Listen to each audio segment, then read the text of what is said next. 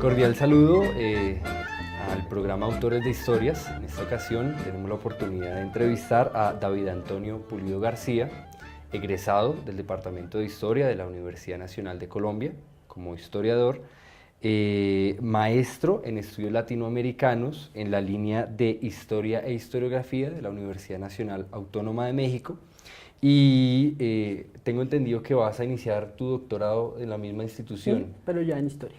Ya en Historia. Bueno, bienvenido al programa, es un gusto Hola. tenerte. Y como es tradición, arrancamos por el principio. Quisiera que por favor nos cuentes un poco sobre tus orígenes sociales, geográficos, sobre esa parte de la vida que no muchos historiadores les gusta hablar. Bueno, pues que nací hace 33 años aquí en la ciudad de Bogotá, de padres bogotanos, una familia de, pues, que digamos clase media baja, sin muchos recursos económicos. Estudié toda mi primaria en una escuela pública, Escuelita Santa María del Lago, me acuerdo mucho. El bachillerato lo hice becado en un colegio privado aquí de la capital, y pues después de eso salí muy joven del colegio, entonces estuve vagando un rato por varias cosas, un rato por contabilidad, un rato por ingeniería electrónica, y de repente pues llegué aquí a la historia y ahí me quedé. Bueno, pero no vayas tan rápido. ¿En qué universidad estuviste? ¿Cuál fue la que te tentó para arrancar tus estudios universitarios? ¿Los de historia o los anteriores? No, los anteriores. Los anteriores. Bueno, los anteriores, como todo, pues la necesidad de tener una carrera lucrativa. La parte de contabilidad la estudié en el SENA, llegando hasta el tecnólogo en contabilidad y finanzas. De eso ya no me acuerdo nada, pero... y luego pasé por un año de ingeniería electrónica en la Universidad Distrital. Pues ambas pues dieron lo que pudieron, pero definitivamente nunca me sentí como muy a gusto con los números ni con las cosas tan cartesianas. Ya. ¿A qué edad entonces te presentas tú a la Universidad Nacional? ¿Y por qué la Universidad Nacional? ¿Qué edad tenía yo? Tenía como 22 años, más o menos. Un poco menos, no recuerdo muy bien. ¿Por qué? Pues primero, porque es la mejor del país. Es así como, yo me acuerdo mucho que pasaba en el bus aquí por la 26 y la 30 y yo decía, no, algún día voy a entrar a la Universidad Nacional, no sé a qué, pero voy a entrar a la Universidad Nacional. Y cuando me decidí, porque sí fue como una decisión muy personal y muy casi suicida de dedicarme a la historia, dije pues hagámoslo en el lugar donde sé que es la mejor universidad del país. Eso por una parte, y por el otro pues los costos. Entonces, estudiar historia en los Andes, en la Javeriana, pues acarrea unos gastos terribles, y aunque aquí en la Universidad Nacional se paga, pues no es tanto lo que había. Entonces sí, pues esa fue la decisión que tomé en el momento. Muy bien. Por supuesto, tú te presentas a la universidad cuando uno tenía que decidir qué era lo que quería estudiar. Primera opción y segunda opción, supongo. Sí. Entonces, ¿cómo fue ese proceso de acercamiento a la historia? Es una decisión francamente difícil. Ajá. Bueno, pues difícil en lo personal, porque ya te dije, pues mi familia nunca fue de unos recursos económicos abundantes. Entonces, pues sí había una línea de carreras que se debían estudiar para ser exitoso y tener dinero. Entonces, decir, no, voy a estudiar historia fue como miércoles, ya se echó a perder. Entonces, por ese lado fue como muy, ¿qué te digo yo? Como muy visceral, como una opción como de vida, vamos a hacer lo que yo quiero hacer realmente. Y lo segundo, tuve acceso desde muy chico a la literatura, Creo que lo primero que quise ser en la vida fue literato, hasta que descubrí que era mal literato. Entonces, por ahí decía un profesor también aquí al departamento que los que llegan a historia generalmente son literatos frustrados. Entonces, yo creo que por ahí viene lo mío.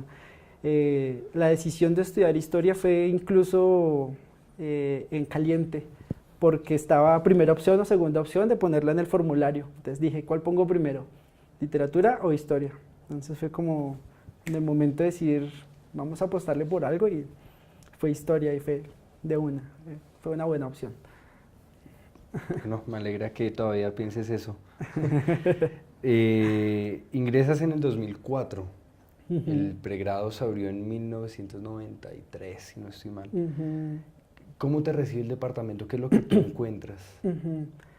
Bueno, primero, ¿cómo me recibe la universidad? Primero yo. Hay un imaginario de la universidad popular, de la universidad nacional, con personas de extracción mucho más humilde.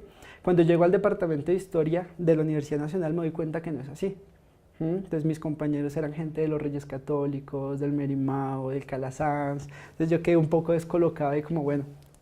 Entonces fue empezar a socializar con otros tipos de personas, pues que no venían del mismo lugar donde viene uno. Entonces empezar a ver sus códigos, a entablar conversaciones con ellos es otro rol diferente. Y en cuanto a la planta docente me encuentro con una generación consolidada, pero que también muchos de ellos ya iban como de salida, como que ya habían cumplido su tiempo. Dentro de los consolidados y que estaban todavía pues ahí dando presencia, estaba el profesor César Ayala, que es como el que me apadrina desde el primer semestre, y en el que hemos venido trabajando hasta el día de hoy continuamente. Pero también perdí la oportunidad de tener clase con el profesor Abel López, por ejemplo, que es toda una eminencia en historia del medioevo. Entonces sí había como y también venía dándose un relevo generacional. Venía llegando el profesor Pablo Viñolo, venía llegando el profesor Masgering, venía llegando otra generación con otras ideas, entonces sí me vi como influenciado en ambos lados. Una gran influencia de los jóvenes para mí fue el profesor Francisco Ortega. Con él también trabajé muy de cerca, al igual que con César Ayala. Eso fue como lo que vi. Ya nos hablaste un poco de los profesores y de los proyectos estudiantiles. ¿Con qué te encuentras tú? ¿Decir Goliardos existía? ¿O qué tipo de líneas habían? ¿O qué tipo inclusive qué tipo de corrientes políticas se podían percibir? ¿Nos puedes hablar un poco de eso? Bueno, pues cuando yo llegué existía la línea de investigación en historia política, en historia social y política, que manejaba el profesor Archila y el profesor Ayala. Existía la línea en economía con el profesor Heraclio y no recuerdo el nombre del otro profesor. Pero no tuve mucho conocimiento porque inmediatamente yo llegué al departamento, empecé a trabajar me interesé por los temas del profesor Ayala y entré a la línea de investigación en historia social y política. En esa llevo mucho tiempo. Mucho tiempo. Y políticamente el departamento sí estaba muy alejado de la movida política del resto de la universidad. Y es incluso que lo percibí en estos días, como que el departamento de historia como que se abstrae, como estos mamertos, estos de allá. Entonces políticamente no estuve muy involucrado con el departamento, sino estaba más con la sociología, con la gente de antropología, pues trabajando políticamente en lo que se podía en ese entonces, porque bueno, recordemos que eran los tiempos de Álvaro Uribe, entonces era un poco el trabajo que tocaba hacerse con mucho más cuidado, porque se criminalizaba toda opción estudiantil, toda movilización popular se estigmatizaba. Y pues bueno, también se hizo un trabajo como para alonar un proceso aquí de conciencia política, que llegó también detrás mío, llegó una generación muy politizada, y de allí salieron proyectos muy bonitos como el que tienen unas chicas que se llamó Memoria y Palabra, que eso salió de un proyecto muy bonito políticamente hablando, que todavía subsiste ahora y que todavía tengo comunicación con muchas de ellas y siguen trabajándole y apostándole a la cuestión de la historia oral y a la cuestión de la memoria como parte de lo que tiene que hacer el historiador y también como posicionamiento político de él. Los historiadores, generalmente los colombianos y los de estas generaciones son como muy apolíticos, como muy asépticos, como que se ponen guantes para, no solo para ir al archivo, sino para escribir la historia. Ajá, sí, estamos de acuerdo en eso. ¿Y tú en lo personal estuviste involucrado en algún movimiento? ¿Tuviste, pues aprovechando que ya no tenemos a Álvaro Uribe de presidente? Pues sí, se hizo algunas amistades en varios grupos y pues se trabajó sobre todo por el bienestar estudiantil, que en ese momento pues era una cosa bien importante que tocaba alonar. Claro, lo digo es por el trabajo de grado que tú presentas, Jóvenes Intelectuales y Política en Colombia, la revista Universidad 1921-1922. Y es que parte de la experiencia que hemos tenido en el programa es que muchas veces, por no decir siempre, el investigador tiene algunos intereses ahí como, digamos, casi que de resolver dudas existenciales y ese tipo de cosas, y de alguna u otra manera por eso se encamina a ciertos temas, entonces por eso van a... Pues sí, efectivamente sí tiene mucho que ver, incluso terminando la tesis, en las conclusiones, en eso sí, como que hago una confesión de por qué llegué a tratar a los jóvenes intelectuales y su relación con la política, y tiene mucho que ver con mi relación que tuve con la universidad. La universidad para mí, si bien tuve mis clases y asistí a ellas y todo, la verdadera formación como intelectual la tuve afuera, en conferencias, compartiendo con gente de otras carreras, en los paros, en las marchas, en las tomas, pues ahí se foguea uno políticamente e intelectualmente. Entonces sí tenía mucho que ver eso, y pues cuando me encuentro con el profesor Ayala, él como que estimula esa parte del conocimiento y llevarlo hacia la historia. Entonces nos empezamos a preguntar cómo se formaron los políticos y cómo se formaron los intelectuales que venían manejando el país desde los 50 hasta finales del siglo XX.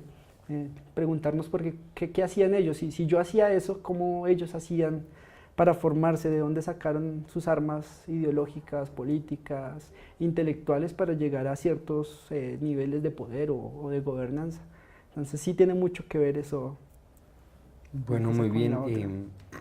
Usas intelectuales. Ahí va ¿Cómo? El concepto de intelectual, que yo creo que hay una fuerte influencia del profesor César Ayala, a quien aprovecho para enviarle pues, un saludo para los seguidores del programa. Él está de año sabático en México.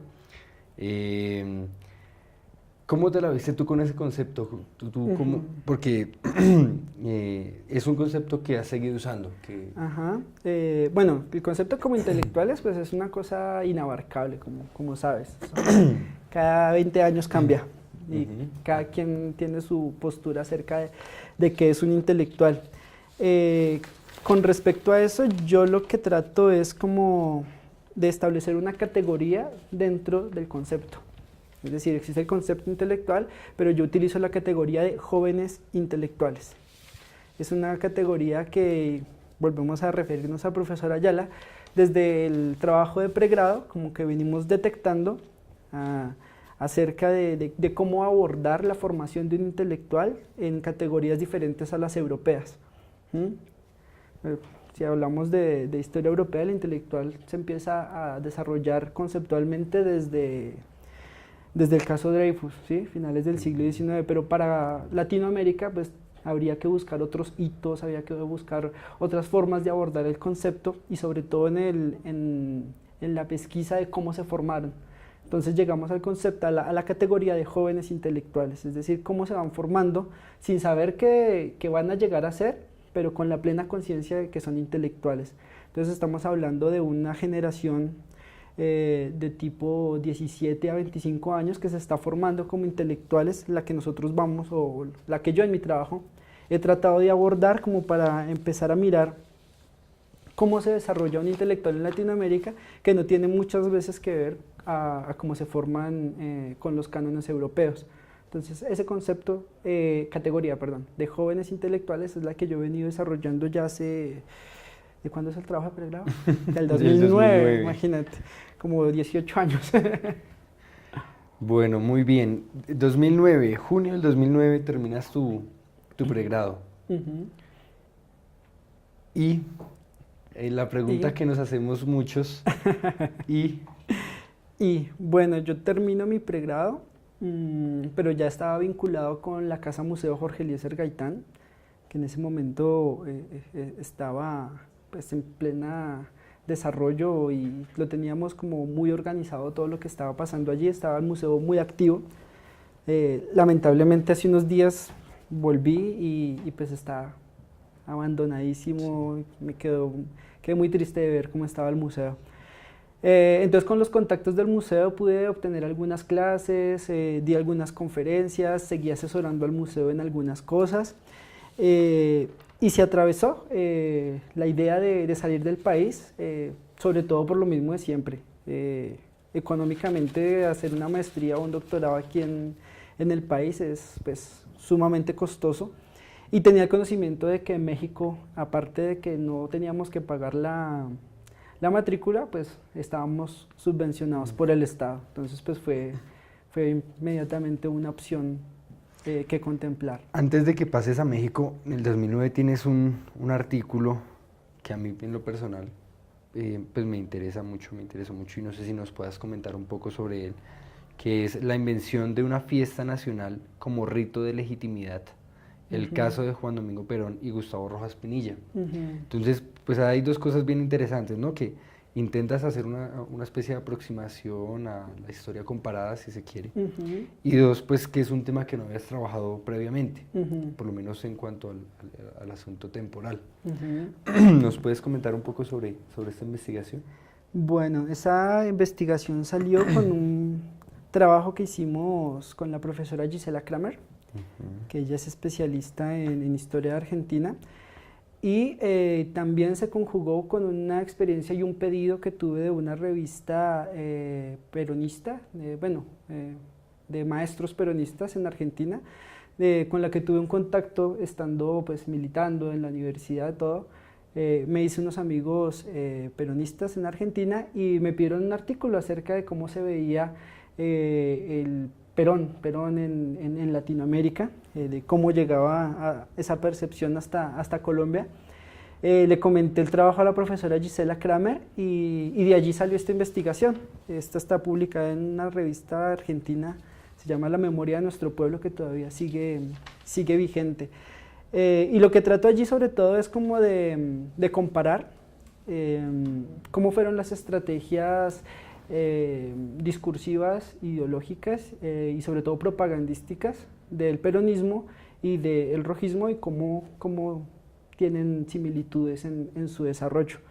Eso es como mi segundo intento grande de hacer historia comparada. Ujú. Siempre me ha interesado no hacer historia solo de Colombia, todos mis trabajos son comparativos o de influencias entre países, pero pocas veces hago solo historia de Colombia, me gusta como mirar Latinoamérica en su conjunto. ¿Y por qué Latinoamérica? Latinoamérica, porque la historia latinoamericana tiene el vicio de hacer historia del propio país. Sí, O sea, los de mexicanos acuerdo. hacen historia de México, los colombianos hacen historia de Colombia y el programa del latinoamericanismo que se vino desarrollando pues, prácticamente desde las independencias, nunca ha tocado la historia. La historia nunca se ha planteado un programa latinoamericano como tal.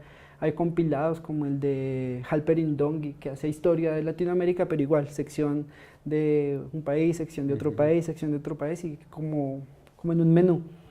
Pero la historia nunca se ha dado a la tarea de interrelacionar procesos en toda Latinoamérica, que es, por ejemplo, lo que yo creo que es la ventaja que tiene la historiografía europea.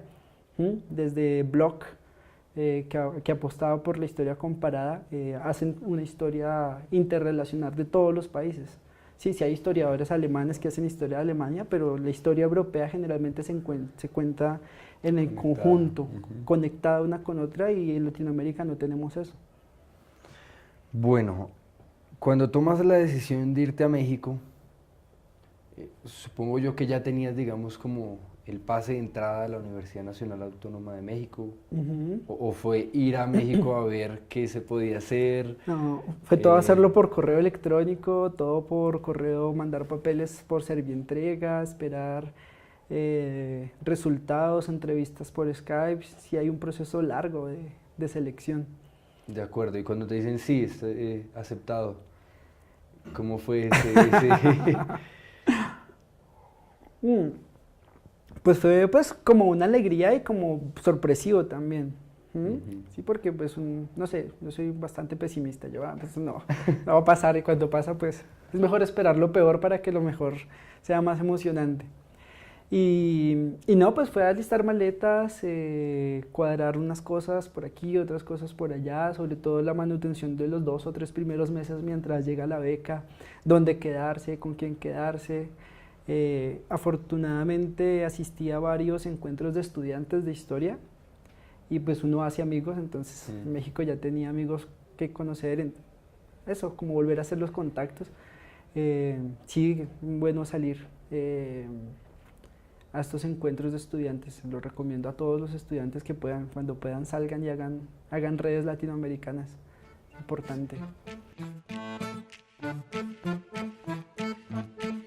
Bueno, muy bien, David.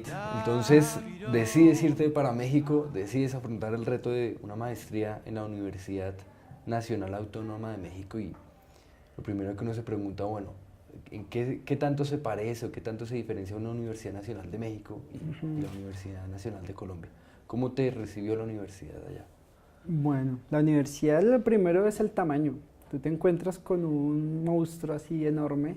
Creo que los mexicanos no saben hacer nada pequeño. Todo es enorme, todo. Tú llegas a Ciudad de México y todo es enorme, todo es grandísimo. Y el campus de la Universidad Nacional es precioso y es gigantesco, monumentos por un lado, monumentos por el otro. Y los departamentos también tienen como esa concreción de que son grandes institutos. El departamento al que yo llegué fue al de estudios latinoamericanos y tienen prácticamente 3 instituciones de investigación.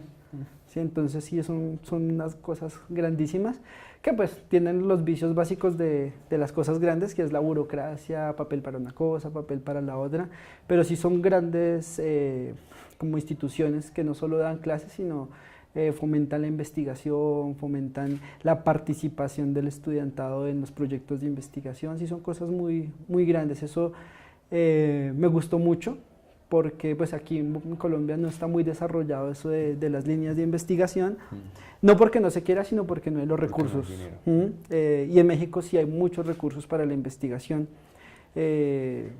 Bueno, se quisieran más, pero hay suficientes como para mantener 3 institutos de un solo departamento. Eso es, imagínate, es fantástico. Pues sí, así me recibe, destellado. Yo ya quería empezar a escribir, ya quería empezar a trabajar y pues a eso me dediqué 2 años prácticamente. ¿Cómo es esa maestría que tú afrontas? Ujú, ¿Tiene muchos cursos, se dedica más a la investigación, hay una ujú, relación directa, tú entras de una vez con un director de tesis? ujú. Cuéntanos un poco de eso. Bueno, uno participa con un proyecto de investigación en la selección. Eso es parte del proceso de selección para entrar. Si tu proyecto es aceptado y es bien visto, pues ya es un paso más para entrar. Con ese proyecto de investigación te adjudican un tutor que tiene que ver más o menos con los temas que tú tratas. Eso. Estudios Latinoamericanos es un programa que está integrado por varios departamentos. Entonces está Ciencias Políticas, Economía, Artes y Humanidades y todos como que coayudan al desarrollo de este programa y por eso mismo tiene muchas clases, ¿no? Ese es uno de los programas en humanidades que más clases tiene. Yo vi 6, 12, como 24 clases. En 2 años. Ajá, en 2 años, sí. Sí, un poco más, poco menos, creo yo. Y a la par tienes que ir haciendo pues la tesis de grado. En 2 años, sí, tiene muchas clases. Y pues la idea del programa de estudios latinoamericanos es como dar una visión global, tanto económica, sociológica, filosófica, literata, historiográfica de Latinoamérica. Entonces por eso hay tantas clases. Y ahí el programa tiene líneas, entonces está la línea en filosofía, la línea en literatura y la línea en historiografía, que es donde yo pues escribo mi proyecto y en el que definitivamente sale escribir lo que terminó escribiéndose. Ya, y parte fundamental de un proceso, de un proyecto de investigación es el tutor. ¿Cómo te fue con eso? Pues bien, me parece que al principio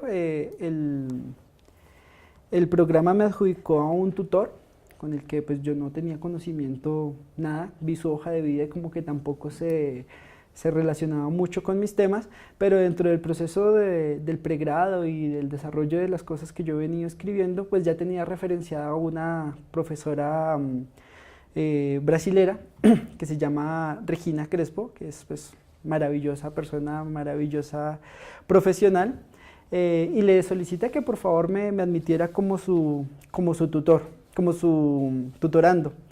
Y ella pues muy gentilmente me acogió y fue como una guía muy buena para lo que yo necesitaba, sobre todo porque ella también se involucra más con estos temas latinoamericanos más que con historias locales. Entonces pues mi proyecto versa un poco sobre Latinoamérica en general. Entonces hicimos muy buena conexión entre ella y yo y trabajamos muy bien, creo que es importante. Y tuvo la capacidad bonita de dar libertad sin dejar que se fueran las ideas por canales que no eran. Entonces me dio la suficiente libertad de escribir y proponer cosas. Bueno, pues háblanos del proyecto. ¿Cómo te lo planteaste en un principio y cómo te fue durante el desarrollo? Bueno, el proyecto tiene una continuidad desde el pregrado, desde Jóvenes Intelectuales. Se llama Formar una nación de todas las hermanas. Ajá. La joven intelectualidad colombiana ante el proyecto de integración latinoamericano del gobierno de Venustiano Carranza, 1916-1920. Título largo. Como todos los de los historiadores. Debería cambiarlo, eso sí, que me arrepiento todavía no haberlo cambiado. Pero bueno, viene como una continuidad del pregrado. Como viste hace un rato, el proyecto de la tesis del pregrado es Jóvenes Intelectuales en Colombia, Jóvenes Intelectuales y Política en Colombia, en una revista que fue como el órgano de difusión del primer movimiento estudiantil que hubo en Colombia a principios de los años 20, del siglo XX. Allí pues estudié al joven Germán Arciniegas, que es un viejo conocido aquí de la casa, y a muchos que estuvieron a su alrededor, que eran hasta ahora estudiantes aquí de la Universidad Nacional, y cómo se fue ese proceso de formación política e intelectual dentro del movimiento estudiantil. Hay una cosa que también por eso recurrimos nuevamente a la categoría de jóvenes intelectuales, y es para deslindar el estudio de nuestros estudios, el que hacemos con el profesor Ayala, de la historia social típica que se hace del movimiento estudiantil. Generalmente se desarrolla o se trata el movimiento estudiantil como un movimiento social. Al recurrir a la categoría de jóvenes intelectuales, sacamos del movimiento social y lo ponemos en el área de la historia intelectual.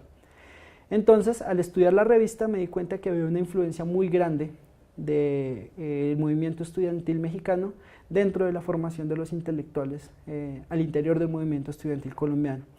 Entonces, pues desde que terminé el pregrado hasta que empiezo la maestría fue como un proceso de empezar a buscar fuentes de literatura, sobre todo de leer mucho de historia de México, porque sabía, pues en primera instancia no pensaba que iba a hacer historia de México, pero resulté después haciendo historia de México.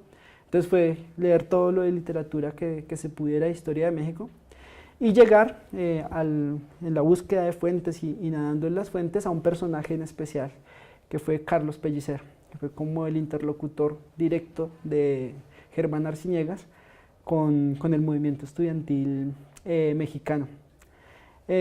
Con eso llego a México, llego con la idea de estudiar cuál es la influencia real que hay entre cuál es el diálogo que hay entre Germán Arciniegas y Carlos Pellicer. Con eso presenté mi proyecto, es un proyecto bosquejado más que todo basado en historia colombiana, pero llegando a México pues todo se abre.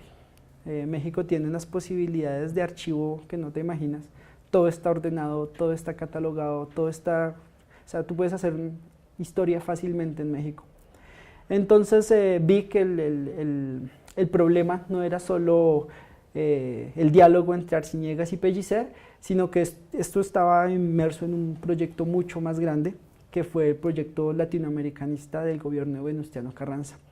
Entonces allí empiezo ya a estudiar que estos diálogos venían cruzados por ideas de latinoamericanismo, de unidad continental, de antiimperialismo, de bolivarianismo.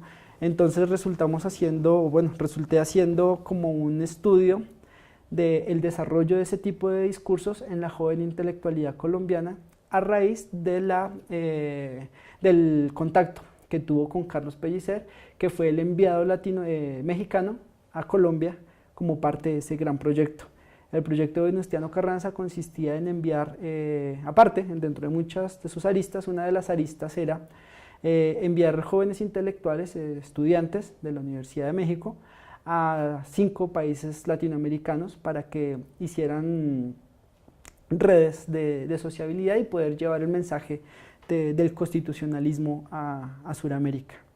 Lo que se recreó entonces en esta primera instancia fue cómo esas redes tuvieron su desarrollo en la Colombia de 1918-1920. Eso es prácticamente. Los otros 4 casos, que son los de Brasil, Argentina, Uruguay y Chile, pues ya son los que voy a estudiar ahora en los que tienes reservado para el doctorado. Bueno, antes de terminar la entrevista, a mí me gustaría mucho que tú nos hablaras un poco sobre los beneficios que tiene estudiar afuera.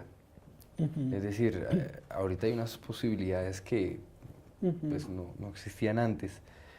¿Cómo ves tú eso? Digamos la posibilidad de, por ejemplo, arrancar el doctorado. ¿Cómo ves tú eso y cómo ves tal vez, pues no quiero usar la palabra porque suena un poco peyorativa, pero el asunto del provincialismo, de que, digamos, de no pensar las cosas de una manera un poco más global? Bueno, desde la experiencia de historiador está lo que te digo, es involucrarse con otra realidad, ¿sí? Y los historiadores somos gente muy curiosa. Entonces vayas donde vayas vas a tener que vértelas con la historia del país al que llegas. Entonces yo creo que eso es lo primero, la primera ventaja que tiene un historiador cuando sale a estudiar a otro lado es ver otras realidades nacionales, porque está bien, te llegan los textos a la Biblioteca de Historia de México, pero es la historia oficial. Tú vas por la calle y el taxista te cuenta una historia, el de las verduras te cuenta otro, la señora que está limpiando la casa te cuenta otro, y tener todas esas visiones cruzadas de la misma historia enriquece mucho el relato o la comprensión que tienes del lugar donde estás. Eso es principal para un historiador. Por eso es bueno, si uno va a hacer historia de un país, irse a ese país. Si te interesa Brasil por algún otro, hay que ir a Brasil, ¿sí? No es que yo sea anti-europeo, pero muchas veces pierde sentido irse a Europa a estudiar a los países latinoamericanos, en cuanto al nivel como de aprehensión que puedes tener de una sociedad. Sí, allá tienen las fuentes, tienen todo, pero la sociedad y las cosas vivas están en el lugar donde estás haciendo la investigación. Eso es maravilloso. Como historiador también te das cuenta, y pues suena un poco mal, de cómo estamos de mal en las cuestiones de archivos en Colombia. Hacer historia en Colombia es para gente muy sacrificada, gente que le gusta el dolor. Porque en México, por ejemplo, en México la historia fluye muy rápido. Hacer trabajo de archivo es muy fácil, todos están organizados, fechados, catalogados, hay un montón de instituciones, hemerotecas, archivos personales, y todo está a la mano. Solo es cuestión de irse un poco como meterse en la fuente. Eso también es muy importante. Y por otro lado, personalmente, conoces muchas cosas que no podrías conocer en Colombia. Lastimosamente Bogotá y Colombia todavía no es un país como muy cosmopolita, muy dado a recibir extranjeros. Y pues llegas a Ciudad de México, que pues ha tenido una historia de recibir inmigrantes desde incluso antes de la Guerra Civil Española. Entonces sí es una sociedad que ve el mundo con otros ojos. Ve el mundo con otros ojos y eso como que se refleja mucho en la propuesta cultural que hay. Entonces hay muchos museos y los museos se renuevan cada momento. Es una es una experiencia bien bonita, la de ver el mundo con los ojos del viajero, no tanto del turista, sino del viajero. Es bien bonito. Y antes de que se me pase, pues tú tienes ahorita en mente el doctorado, arrancas supongo que dentro de poco, Ujú. y después Y después, te piensas, qué sé yo, quedar en México, ujú, tienes planeado regresar. pues tan a largo plazo no tengo como planes.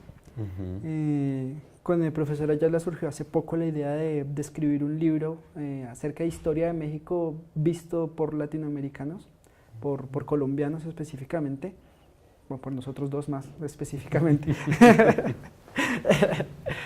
Y romper un poco esas trabas de que los únicos que pueden hacer historia de otros países son los europeos y entre nosotros no nos estudiamos. Ese es como el proyecto más importante. O sea, el doctorado es importante, pero bueno, es parte de lo que tengo que hacer de mi formación académica, pero lo del libro es como el proyecto más sólido. A largo plazo no tengo todavía, eso se va dando, y como todo en la historia, es como hacer, en la historia, en la ingeniería, en la psicología, en lo que estudias, es como ir haciendo redes. ¿M? Esas redes son las que te posibilitan soñar con quedarte en una cátedra o no. Si no haces redes, pues no tienes de dónde agarrarte para continuar. Entonces estos 4 años es como seguir afinando las que se han hecho, hacer muchas más, y si hay la posibilidad de quedarse, pues me parece que la Academia Mexicana es un buen lugar para un historiador. Hablábamos antes de iniciar la entrevista que tú fuiste uno de los primeros becarios de la sala de cómputo de nuestro departamento. Ajá. Eh, digamos tú con la experiencia que ya tienes acumulada, quisieras enviarle, no sé, algún consejo, algún mensaje a los que estamos hasta ahora arrancando en esta Ujú. profesión, en esta disciplina. No sé, o sea, a esta edad dar consejos suena como ridículo. No, que me den consejos más bien, pero no, yo creo que pues no, vivir con intensidad todo lo que se pueda. Lo bueno, lo malo, lo, lo regular. Y con la misma intensidad que se hace una fiesta, con la misma intensidad meterse a un archivo y sacarle jugo. O sea, todo hacerlo muy intensamente creo que es el, el fin que tenemos todos en la vida, nada más. Hagan lo que hagan, háganlo con ganas. Creo que sí, yo consejos no, no estoy en David, posición. muchísimas gracias por tu tiempo, por la Ujú. entrevista y Muy bien, Andrés. bueno, los esperamos en una próxima oportunidad. Muchas gracias.